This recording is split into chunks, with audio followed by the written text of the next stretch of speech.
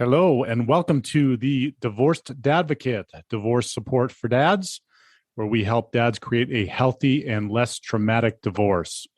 My name is Jude Sandoval, and I'm your host. I created this podcast in the Divorced Advocate community as a result of my own high-conflict divorce, and because you as a dad deserve all the resources necessary to thrive through this challenging time. I encourage you to check out our website at thedivorcedadvocate.com, where there are resources that correspond to this episode, as well as free access to our membership community, where you will find live meetings, free workshops and courses, private discussion groups, and more. And now, on to this week's episode. Hello, and welcome to the show. Thank you so much for tuning in this week. I sincerely appreciate you. Gentlemen, if you're like me, a lot of us were told to follow the rules. And if we do, we'll get the prize. But what happens when the rules change? My guest today believes that when the script breaks, you don't just tape it back together. You write a new one.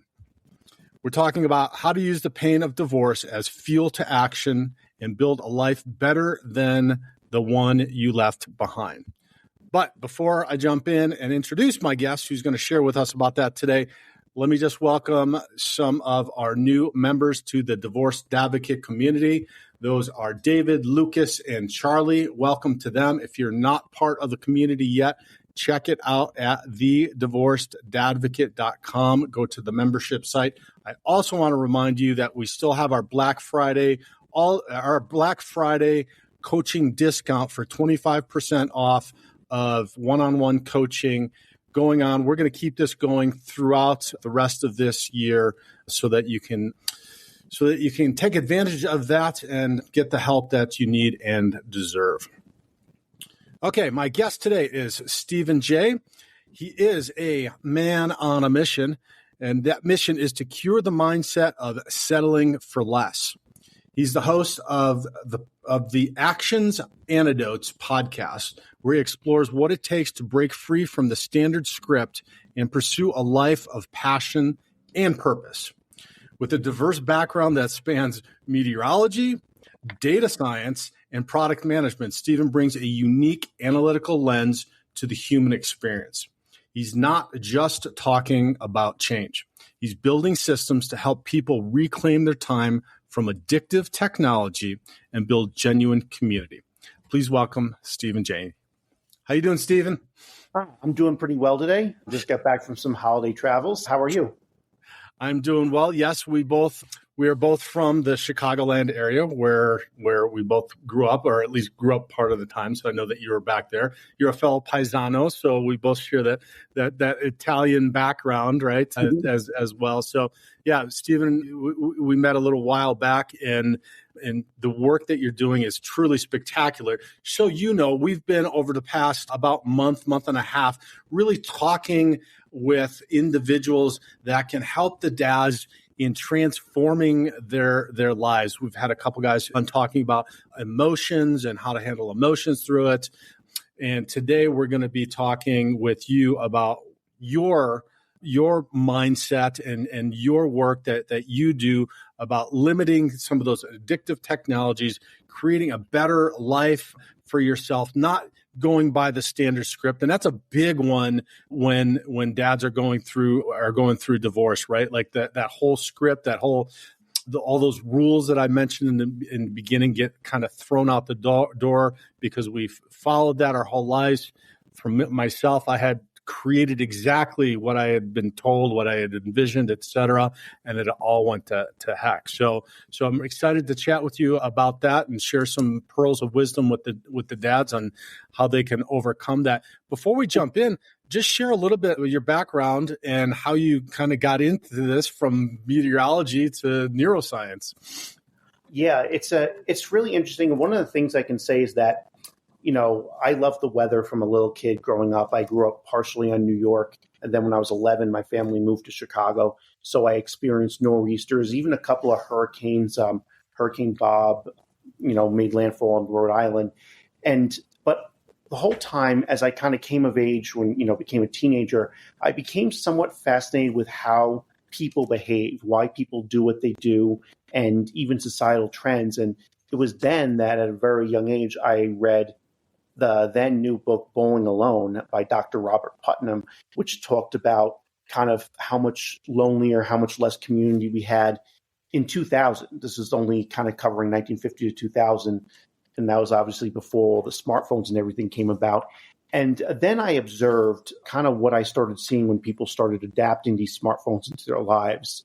I would say the story with that starts in 2010 when I was, a young adult going out to the bars all the time. I was living in Chicago, and I first started noticing people pull out their phone, in the middle of conversation. Or first noticing when people were waiting, they would pull out their phone. And I remember looking at this and saying, this is not going to be good for humanity. And what I say is, I wish I was wrong. But I then observed over time, I've observed conversational capabilities getting worse, attention spans getting worse, and mental health getting worse. And I started seeing the numbers around anxiety and unfortunately depression and suicide ideation getting worse. And then the pandemic put that into a whole nother category. And I decided that something needed to be done about that. Yeah. That's and all. I wish you were wrong, right? All the studies now are starting to start supporting all of that, and it's a battle that I have battled. We all battle with ourselves, right? Because from the time that we wake up in the morning, literally to the time we go to bed at night, we can be distracted from something, and these little things in our hands are probably the biggest ones. But then I also have teenagers, right, that have now grown up with this, and that has been a primary battle for them, and maybe we'll get into that a little bit too. First, I wanted to start out chatting about kind of the shattered scripts that we mentioned and identity. So you talk about the standard scripts society hands us, go to school, get the job, get married, have kids, right? That was the same thing I did. I knew I always wanted to be a dad from the time I was young. But every man that's listening to this to this episode and that listens to this podcast, their script is just completely blown up, right? And that's how I felt. Like everything that I had really worked towards, had really created, had I really done, is just completely blowing up. So my question is, when the life plan fails, how do you stop looking at the wreckage? Is because I get a lot of guys, and this was me too, looking at the wreckage and start and thinking and sorting through that and maybe focusing on that, and instead start looking at the blank slate ahead. We call it Life 2.0. A lot of the guys in the community do. How do you start doing that when you're in the midst of it? Well, the first thing I want to say is it's hard. And it's hard to not look back, and it's hard to not say, what if? And I want people who do find themselves looking at the wreckage, wanting to go back to an earlier phase of life or stuff, to have a little bit of grace. I want people to have a little bit of grace, because that's kind of a natural part of that whole process. No matter what form it takes, when your life plan blows up and, for any reason, it's hard, because it's a major shock, especially when you grew up kind of feeling like your life was going to follow a certain path and just really doing everything to prepare for it. And like you said, that script is go to school, be hyper fixated on getting good grades, and then pick the right major in the right college, have that career, have that everything mapped out, even to the point where I know some people even map out like what specific suburb they're going to live in and what specific school district. I mean, suburban Chicago is a great example of a place where selecting your school district, I come from a place where people move to that neighborhood, that town, just to go to Stevenson High School, which is one of the top high schools in the state. So I know that you've put a lot of energy into that script. So first I want to say, have a little bit of grace. And then after that, I would say just you need to really cultivate your curiosity and openness. So, almost everything you observe, there's a way to approach it with judgment and a way to approach it with curiosity. And the curiosity allows you to be open to even the idea that, okay, this script didn't work out for me, but maybe there's another script. If you believe in God, you can say maybe God has a different plan. If you believe in other spiritual forces, you can tap into that as well. But even just the idea that like we have, at least in this current era, way more possibilities out there than ever before because of, technology, movement, people recognizing that people don't necessarily follow one career, one job for their whole lives like they did 50, 60 years ago. So being open and embracing that openness can really feel that silver lining. That's really interesting. I like what you said. And I guess I've never thought about this is once upon a time, and maybe this is where a lot of the stigma comes around divorce, but once upon a time, that was going to be a really tough road.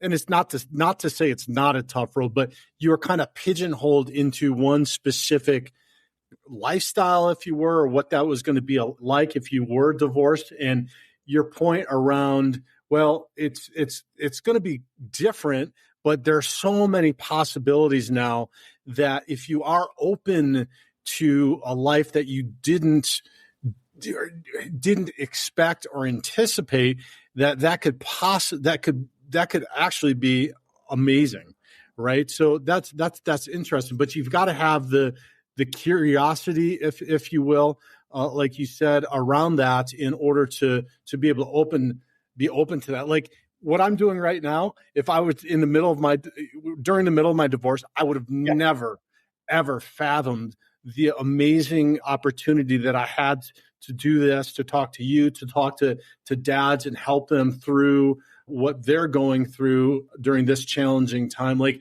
I would have never been open to that. Like I knew what I was doing. I had the business, like I had all of it planned. So I like that fact. And it's been absolutely remarkable and beautiful. Mm-hmm. So I really, really like that advice. So how do we reframe this transition? I like what you said about a higher power.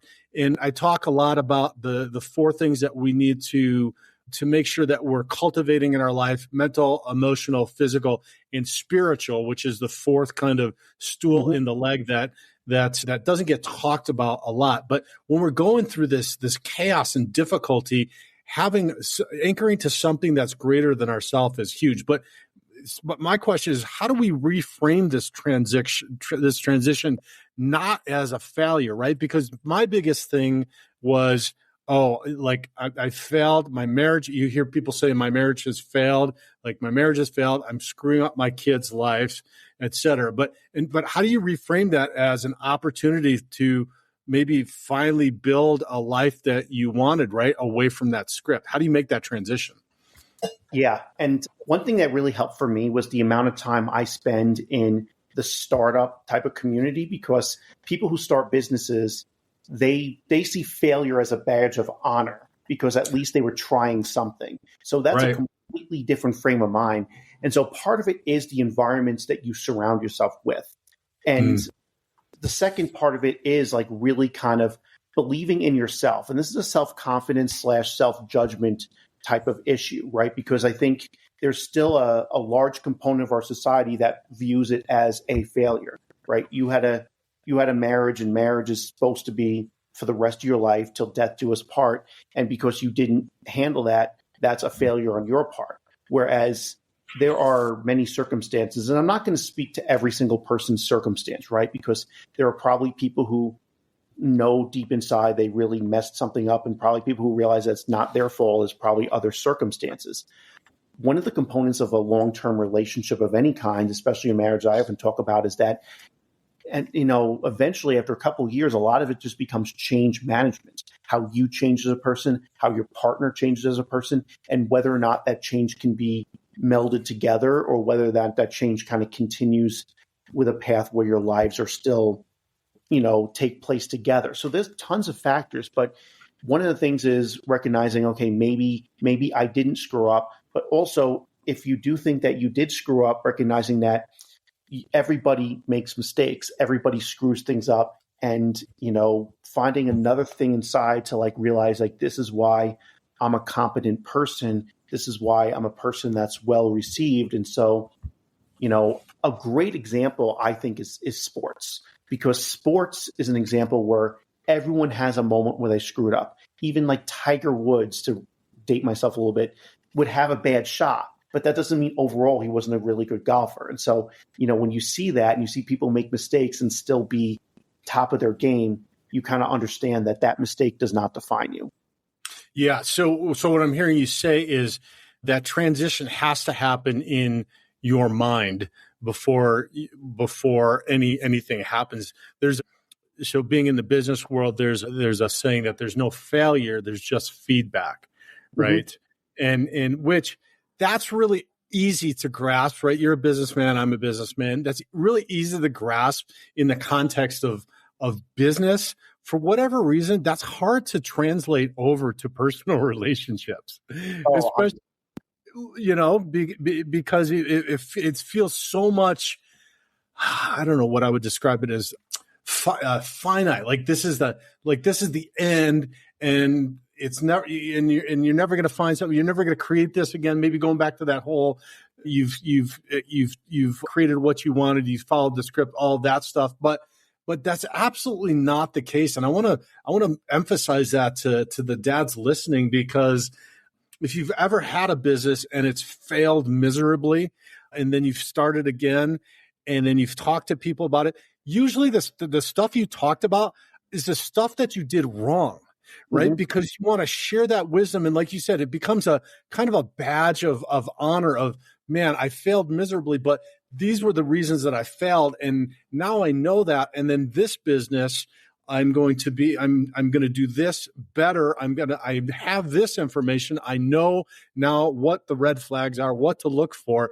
And we don't really kind of think about that. And I think what you suggested, which is changing your environment, or making sure, or cultivating your environment so that you're in and around, and I would say particularly other people, right? Other divorced dads or divorcing dads or men in general that understand that mindset is going to be a huge thing for you. That's why in the intro, it's like, hey, welcome to the community, guys.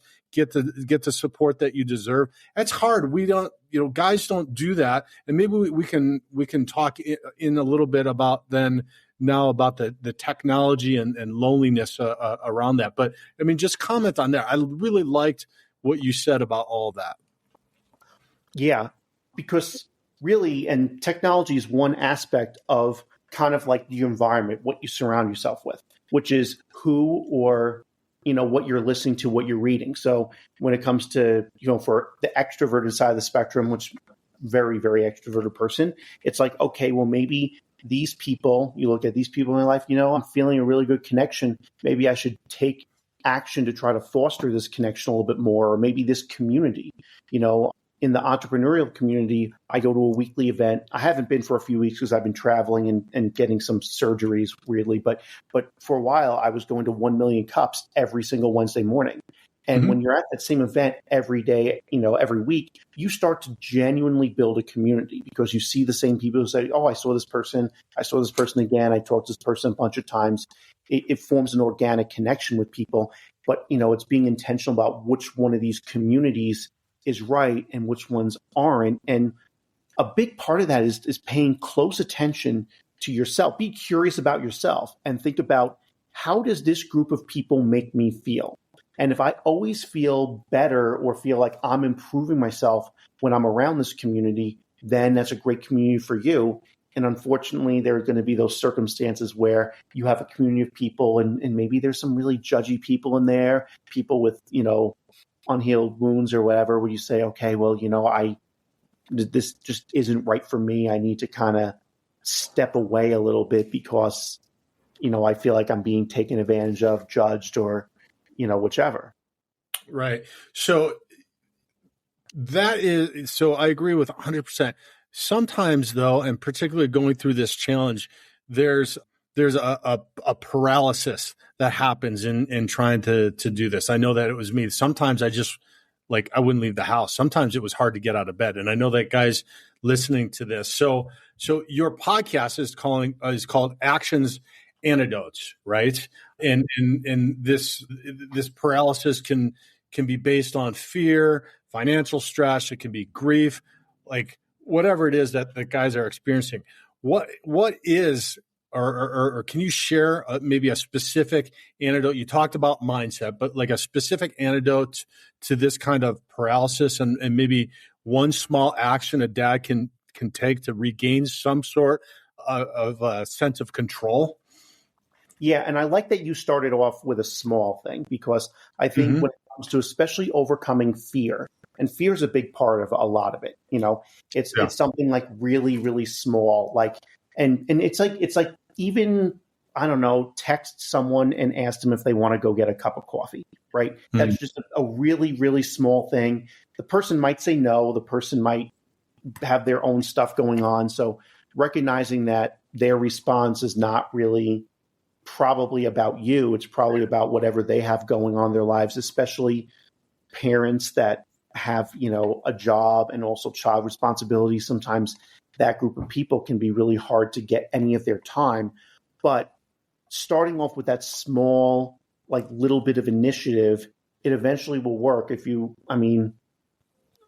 say 80% of the time that I text someone and be like, hey, we should go get coffee, go for a walk, go for a, lunch meetup or something like that. 80% of the time I get a response that ends up with like that plan being set and that plan being made. And those going for a walk with someone, going for coffee with someone, that's not going to change the world in it by itself, but it does kind of create a little bit over time, a rewiring of your brain, because you've given yourself agency. You've given yourself an example of something small you did that worked. And then you can start moving on to some of the bigger things and some of the bigger behavior changes. Right. So if I could sum all that up in one word, would it be engage?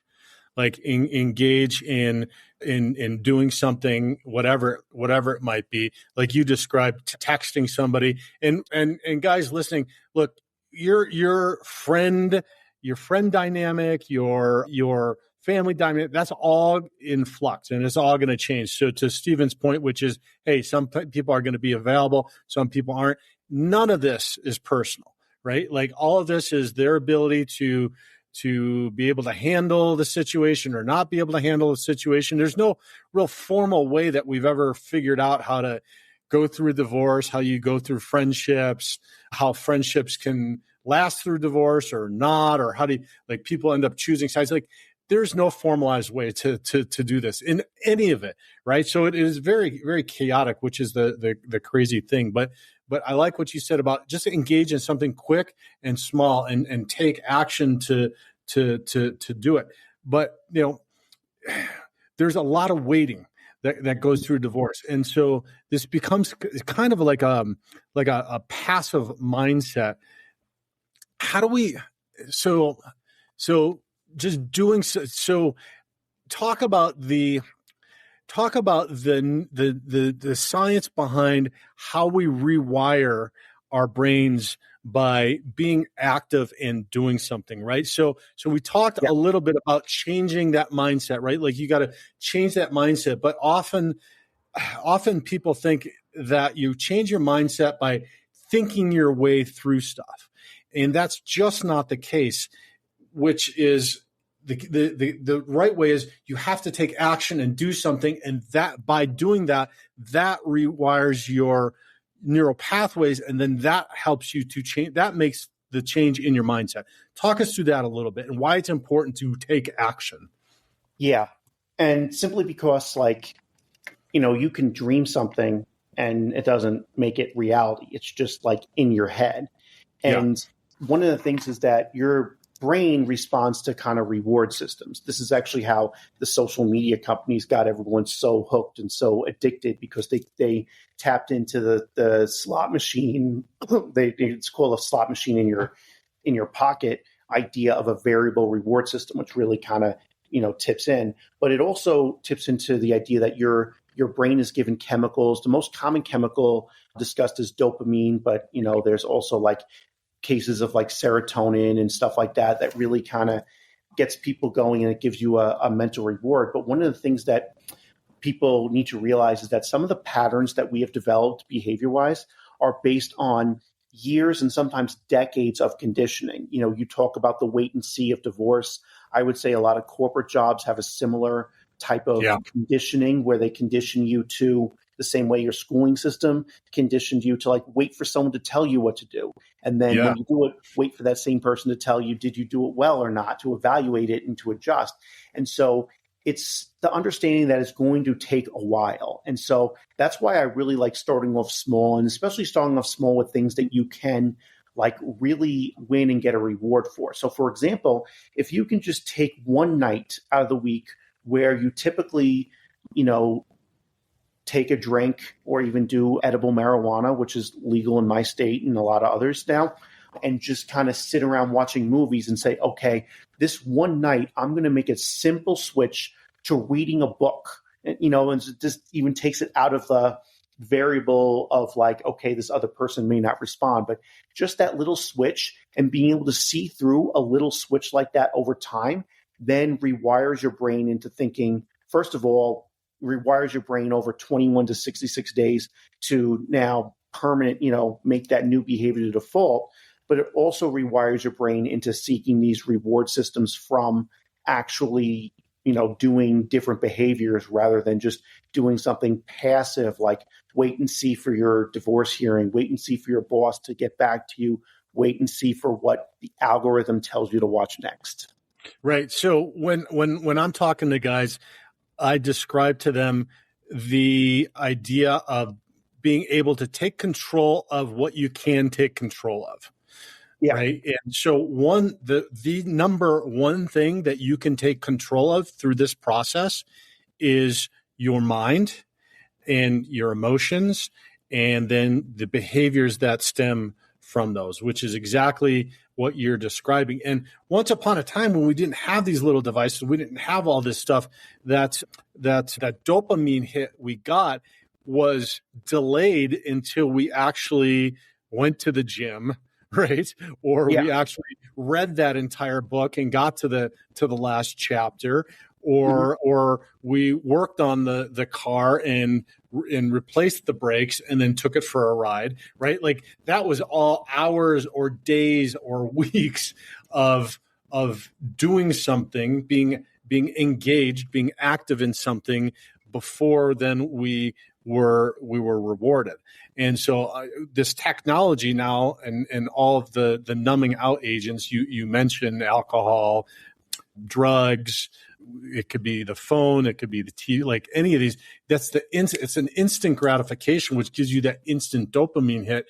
And like you said, we've been now it's been probably a decade and a half now. We've been, well, even if you want to talk about other technology and TV and stuff like that, and alcohol, I mean, alcohol has been around forever, but we've been conditioned to look to those things. And so I want to chat a little bit and get a little bit more into kind of this loneliness, the empty house, and technology versus solitude idea, because a lot of the guys, and I think we got to go back to what you said in the beginning, which is give yourself a little grace. A lot of this stuff has been now wired into your brain because it's just been the way that life has, but you now have control. So it's easy to look to this technology, but like Steven said, you can take one small action, and maybe that is one day, or maybe that's one day you go to the gym and work out, or maybe it's not even to the gym. Maybe it's just going for a walk, right? And then you start going for a walk a second day, and then you go for a walk a third day, and then you work that up into going to the gym and then learning how to lift weights. And then you start to see that you feel better, not only physically, but mentally and emotionally. Your muscles start getting bigger. You get some female attention because you look healthier and your muscles are bigger and you have a better outlook and an attitude, right? Like this small stuff that builds to a better life is found more through these small actionable items that Steven's talking about, rather than this numbing out stuff and this dopamine hit of, hey, like I got a hit on the dating app, or I got a hit on, whatever else. So talk a little bit. I mean, we talked about it a little bit. Talk a little bit more about that. Yeah. So one of the interesting things that have happened is that we've created these like short-term dopamine hits but they're also far less rewarding. And so I tend to look at whenever you have like a fork in the road, there's often two paths. There's often the easier path and then the more rewarding path. And even if we go all the way back to when I was a kid, before we had, like smartphones and everything, we had the television. And the first thing I would think about is that the easiest thing you can do to get something on your mind is to press that on button on the remote. But it's also the less rewarding. And I would compare that with like, okay, if I were to call up some friends or text some friends, then that would create a better reward because then I would be, say, out bowling. I'm just say like a normal teenage guy activity, right? So me and my friends are going bowling, and that's way more rewarding to me than watching TV. Now, it's not going to be the same for everyone, but it's the same dichotomy between low effort, low reward versus high effort and high reward. So that's the framework I kind of come into with a lot of these cheap, dopamine hits. But I also try to recognize that there are going to be times where you don't have the energy for a higher reward, higher effort activity. And so there are times when the easiest thing to do is, watch South Park or something like that, right? But to understand and be intentional about it and to be intentional about how long you're engaged for and what content you're consuming. Because that's like, I think the biggest problem is when the algorithm starts to basically decide what you're doing for you. So think of Netflix, it plays and then plays the next and plays the next again. Or think of swipe up, swipe up, swipe up and stuff like that. Now all of a sudden someone else is in control. And that's where you can really kind of get into a place where those activities are not actually relaxing. If you think about the incentive of most of these platforms, they want to keep you on the platform as long as possible. That's their only incentive. And I think we've seen plenty of examples of behavior of particularly Mark Zuckerberg, but a lot of other executives that have really demonstrated the point. All they care about is keeping you on for as long as possible. And they don't care if that content is, making you a healthier person or not. But once you recognize that, once you recognize the fact that that is not actually relaxing, and you think about your other behaviors, say go into the gym. And I love how you phrased it because you phrase it in a way that's mapping it to a life outcome that's going to keep that motivation. Because any behavior change is going to take a little bit of fighting yourself, fighting your subconscious brain, trying to bring you back to the old safe pattern, right? So in order to fight yourself, in order to fight that resistance, that morning you're like, I might as well just hit the snooze instead of getting up and going to the gym. You need to map it, in my view, to a life outcome you care about, whether it be, okay, I want to, like my son just turned 13 and I want another couple years of being able to play football with him or something, or I want to, be received a certain way in the dating field, that mapping to that outcome is what's going to keep that motivation going for the time when your mind starts to try to resist yourself. Right. And you mentioned, so the fight is internal. Well, I mean, I think we can just describe that as all of life for those of us who are at, our advanced age, if you will, and have been fighting this battle for a long time. But you mentioned about the 2160 day thing, right? It takes 21 days to make it, kind of stick. Takes 60 days for it to become a lifestyle change. And then that's something that's just then implemented into your life. That's typically what it is. So, and I say this to say number one, don't be hard on yourself. If you fall off the wagon, get back on, fall off, get back on, just keep doing it. Find variations of how you want to do it. But it's also a lot easier than you think. As easy as that smartphone has rewired and trained your mind. And The Social Dilemma is a great movie to watch. You and I have talked about this. And if you haven't seen it, guys, watch it.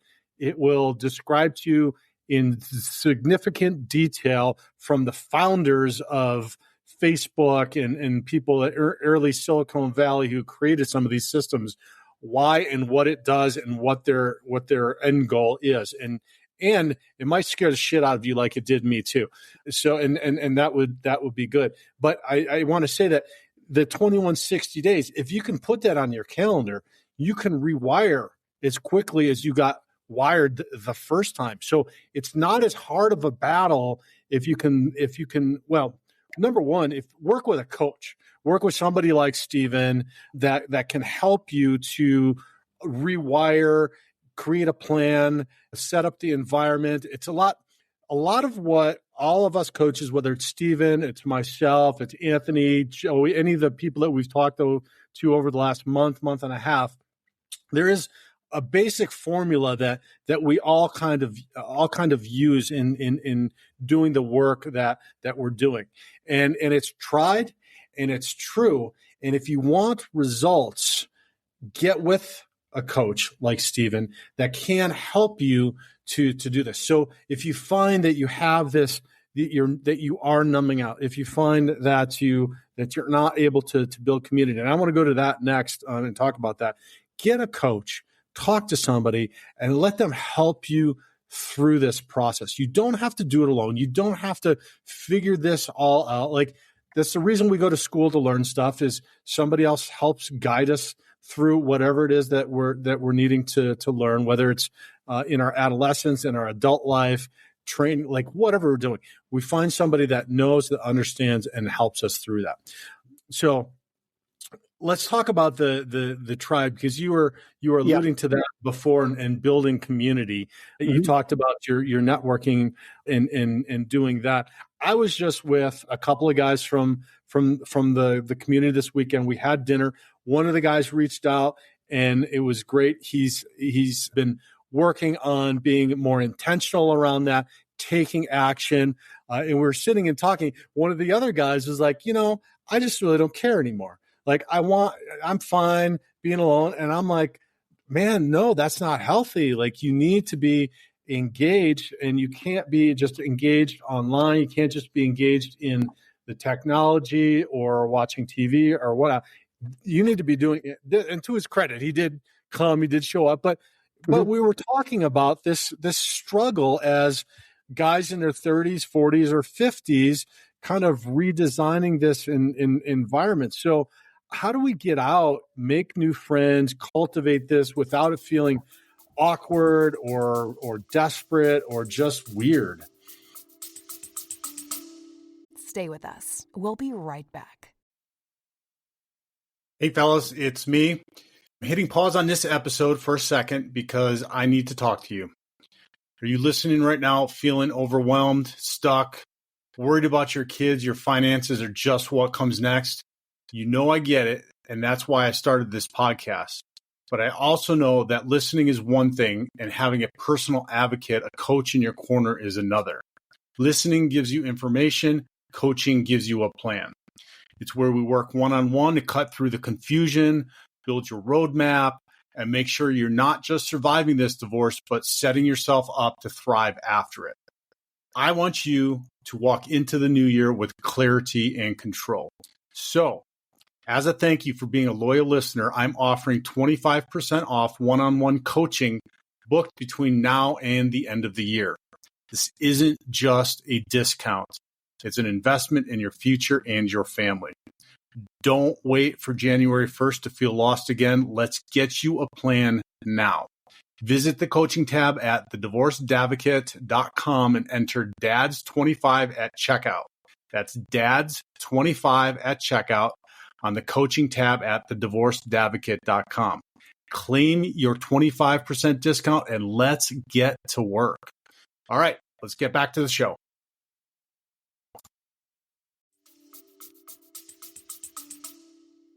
Yeah. So a few things is that you need to be yourself, because one of the surefire ways to fail at making friends is trying to be someone that you're not, because eventually you're going to get found out, right? And that's something that hopefully a lot of us learned like in teenage years, when all of us engage in that to one extent or another to try to fit in, to be yourself. But it also helps to be a little bit more positive. And then this is the unfortunate harsh truth, is that someone exuding a lot of like negativity is going to kind of like turn people off. No one wants to be the person that hears someone complain about things all the time. And, the final thing is that, like, a lot of us have these periods of time, you're going through something, going through divorce or any other type of life upheaval. You still need to show a little bit of curiosity about the other person that you're talking to. So you meet someone and you want someone to listen to you, and that makes perfect sense. I want people to listen to me as well. But like, when someone's talking to me and I'm willing to listen to them, I also want that person to care about what's going on in my life and to care about what, I want it to be a reciprocal thing, which takes a little while. The main thing I will allude to is, first of all, there have been studies that show that loneliness could have the same health impact, a similar health impact to smoking 15 cigarettes a day. And so that, kind of chronically lonely. And then one of the things that happens in our kind of online lives is we trick our brain into thinking we're connecting with someone. Are you familiar with the term parasocial relationship? I'm sure, right? Yeah. But yeah, define that for the listeners who aren't. Okay. Yeah. So a parasocial relationship is when you somehow tricked yourself into thinking that you've developed a connection with someone that's not really in your life, say a TV show character, a prominent YouTuber who posts a video every week, or even a podcaster could be, Sure. where you haven't actually made a connection, but you believe you've made that connection. And what happens is that sometimes it triggers some of the same, neurological pathways as, actually meeting someone in person. But of course, it doesn't give nearly the level of life satisfaction because that's not a person that's actually in your life. And so when you come in to community, first of all, I'd say you need to get out there, especially anytime you find yourself in a better than usual mood. You know what I mean? I know if you're in a really, really terrible mood, if you're going to just be grumpy, maybe it's best that you stay home and watch the vids for a little while. But whenever you're in a good mood, you need to kind of get out there. And the main thing is also understand that developing community is going to follow a similar pattern as any of these behavior changes. And what I mean by that is that the first thing you do is probably not going to work. You're going to need to look, observe, and adjust. So, when I talk about helping people get off the phone, I might say, okay, one person might try something silly like, okay, I'm going to put my phone on my desk and then I'm going to put a book on top of it, so that I can see the book before I see the phone. And that might work for you. That might not, right? And so you might need to try something else. And the same principle is going to apply to like trying to develop a community. It's like you're going to try something and maybe a community you go to, you think, oh, I really wanted to be part of this, but it just somehow wasn't the right fit for you. You go in and you learn something about the group that you didn't know from their website or from the first person that told you about it. And you're like, okay, this is not what I need.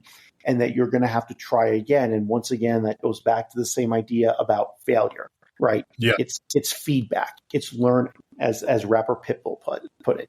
Right. There's no failure. There's just learning. And so when you're able to accept that, and, it'll be a growing period over time. And eventually you'll find that formula that brings you the community that you want and you need.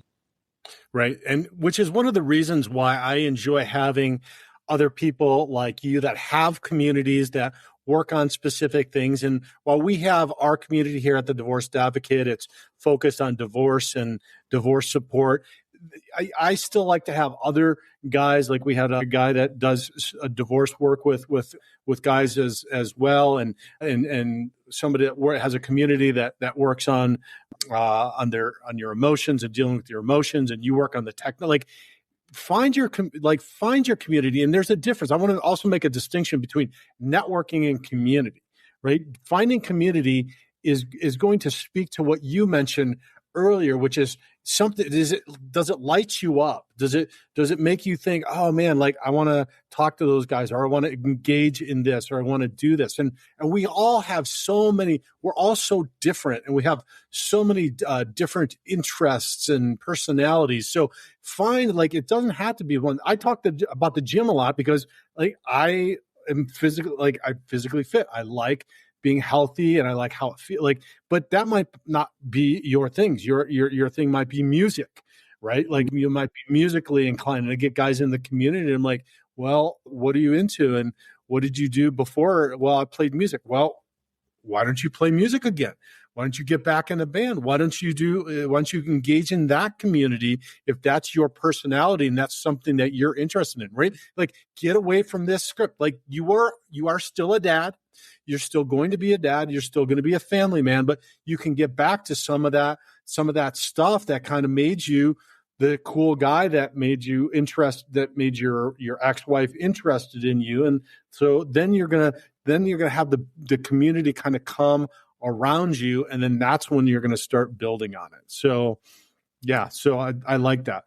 So I want to finish with kind of a fun question. And this actually is a scripted question, and it touches on your background as a storm chaser. Okay. So I'm going to tie this into storm chasing and the storm of divorce. So a high conflict divorce, which a lot of the guys are listening to now are going through, feels a lot like a Category 5 hurricane. And you mentioned in the beginning that you've been through a hurricane, which I can't even fathom. My friends that I talk to that live in hurricane places, like, I don't know why you want to do that. Anyway, so when you're chasing a storm, panic can get you killed, right? So you cannot panic. What lessons from that high pressure environment that you've been in, storm chasing, can dads apply when they're heading into a storm like mediation or court hearing or a trial? This is a little bit of curveball, but luckily, yes, we're testing you here at the end here. Yeah, for sure. But I mean, so it's December, it's the year's end, and in year end, you oftentimes get in this mode of like wrapping things up and consolidating things. And I've actually been thinking a little bit about how all of my pursuits, relate to each other, because you think like meteorology, some statistical work, and, business and screen time, like what's it all, how's it all connected? Because sometimes it's a lot more connected than you think if you think about things at a surface level. But when I think about storm chasing, one of the things that really empowers a lot of the people I know who've also done some storm chasing is knowledge. So, for example, when you're storm chasing, the thing you want to know is you want to have access to the radar that's showing where the storm is moving. You want to most storm chasers have access to a lot more weather data than that. Weather variables such as moisture convergence, which is, I can explain, but I think it's pretty self-explanatory why moisture convergence would lead to storm development. And then also knowledge of the road network. Storm chasers have been known to carry DeLorme atlases that have all the roads so that if I need to get out, then, I could always, so a typical storm track is like southwest to northeast when there's severe weather. And so, usually you're following it alongside it. And if you're to the east of the storm, it's moving northeast and you need to get away because it's suddenly blown up big and you're worried, you can always take a road going straight east, a straight east road that'll get you away from the storm. And then maybe even a straight south road after that to really try to get out of it. So it's that knowledge and having that plan. And so when it comes to going through a high conflict situation, it's understanding a little bit about the situation, like what led to it, not being so aloof, and then having that plan. And anyone that's gone through therapy has known that a lot of therapy programs involve also having a plan, when your trigger points arrive. So say you're going to a family dinner at a holiday, right? And this family member triggers you when they talk about this topic, right? Then you can say, okay, what is my plan? What do I do? So the same thing is like, I'm going to drive east on that road in the storm chase in the case of a tornado, a severe convective storm. The same thing is, okay, when this person brings up this topic, I'm going to, even if it's something as silly as say, sorry, I need to go into another room, or I need to go. I need some more pumpkin pie. Yeah, exactly. Right. I love that, man. That's fantastic. We talk a lot in the community here about gaining the knowledge you need to get through this process. And so to liken it to what you just read, you just said like 5 things about storm chasing I don't know anything about, right? Yeah. Because I've never storm chased. So like if I were to go and say, hey, I want to go storm chase today, like and it's just start driving into a storm or just go find a storm and start doing that. That's the dumbest thing I could possibly do. The best thing I could do is start, at the very least, start learning about it, studying about it, maybe YouTubing it like everybody does these days. But the even better thing I can do is call Steven, who's done this before, and say, hey, can you help me through this? Can you mentor me? Can you coach me on how to learn to do this? I'd like to do this with my daughters. And there's a safe way to do this. Same thing in divorce that guys are going through. You've never done this. Hopefully you've never done this. And even if you've done it once, you're not going to be good at it the first time you storm chased. You're not going to do it. You're not going to do it great the first time you went through a divorce. So get that knowledge. Like Steven said, learn that knowledge. And if you don't have it, there are resources. That's why we've created the community. That's why Steven's created his community to help you optimize your environment, which is one of the parts that we do going through this coaching process that we both will initiate and help guys through. And then you're going to learn, and then you're going to be able to create your action plan, like Steven said, but you're in charge of that. Again, if you want something to control, you control your mindset, your behaviors, and how you take action and how you do something like Steven said. So I love that. That was a great way. The storm chasing stuff is really, really fascinating to me. You have such an amazing background, Steven. It's so cool. I really appreciate you coming on today, sharing all of your wisdom with the dads. How can dads listening get in touch with you? How can they become involved in your community? So for my screen time initiative, Reclaim Your Time is the name of the company.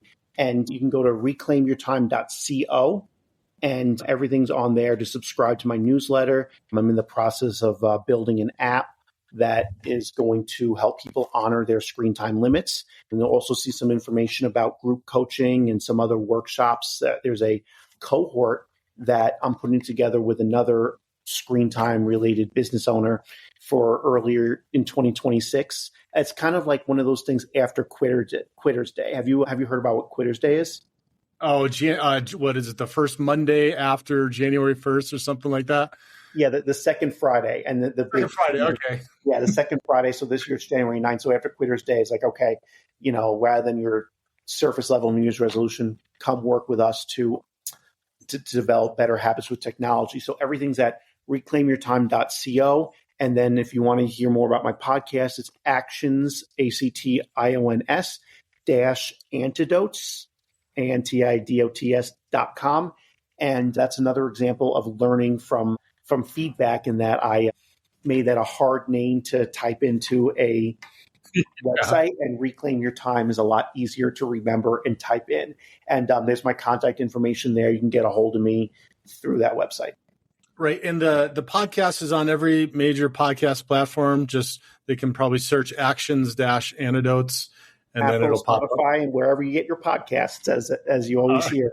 Right, perfect. And on that note, gentlemen, if you found some value in what we shared with you today, please share it far and wide on whatever social media you may be spending a limited amount of time on, and give us a star rating, or even better, give us a comment. It helps other dads to tune in and get the help that they need and deserve. Steven Jaye, thanks so much for being here today. I sincerely appreciate it. Yes, thank you very much, and thank you for having me. To hear the rest of this episode and access the corresponding resources, visit thedivorcedadvocate.com and become a member of our community. It's free to join and will provide you with the resources you deserve as a divorced or divorcing dad. Thank you for listening. God bless, and I'll talk with you next week.